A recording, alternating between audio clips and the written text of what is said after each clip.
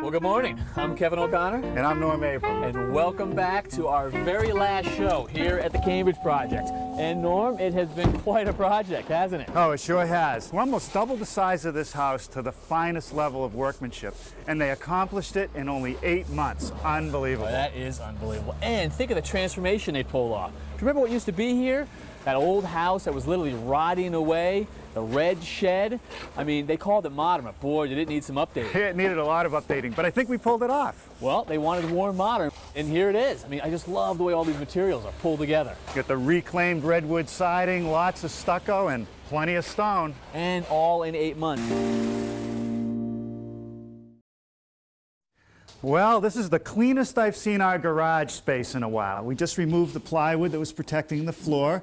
This is an epoxy system that was applied earlier. It has a texture so it won't be slippery when it's wet, and it'll take any kind of spill. A lot of the outside of our house is covered with redwood siding. On the inside of the garage, we're covering the walls with this material that looks just like wood, but it's actually not. It's brought to us by Joe Ferraro, a garage specialist. Hey, Joe. Hi, Norm. So what is this stuff? It's PVC. And this is our rustic cedar, which is colored just like wood. All the way through? All the way through the grain goes. That's amazing. And what's nice about it, Norm, is that if you scratch it, ding it, or gouge it, you just put a fine piece of sandpaper to it, and she's good as new. Well, that's important in a garage. The walls take a lot of abuse. So how do these panels come together? Well, we have this groove here that goes into the tongue of the lower panel. I'll slide it through the J channel, which is just our corner trim. That's nice. It covers up the ends. Yes, sir.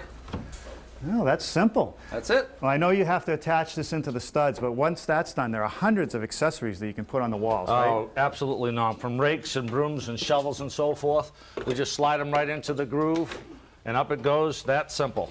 Yeah, and these things will hold quite a bit, right? Yeah, absolutely. That's great. Now, how about open shelving? Open shelving, we have these here. There's two. We're going to add one more. It holds 75 pounds a foot. Slide it right here into the groove. And she's ready to go. Ah.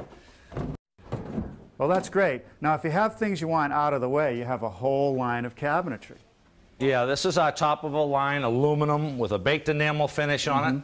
I'm going to put one of these upper cabinets on, and here's a brace that we use in the back. So it's just a cleat that slips in the groove. Absolutely. Then we just mount it just like our accessories. Right in the groove. It's that easy. Couldn't be simpler. So how do you price a job like this? Well, we have customers who come to us for just one panel for around $77 and get the rakes and brooms and shovels off the floor. So there's something like George is doing here, which can be up to $15,000. Wow. Yep, so we have different cabinetry and so forth that customers can get do-it-yourself for about $5,000, Norm. So there's no excuse for a dirty garage. No, there isn't. All right, thanks, Joe. Have a good day.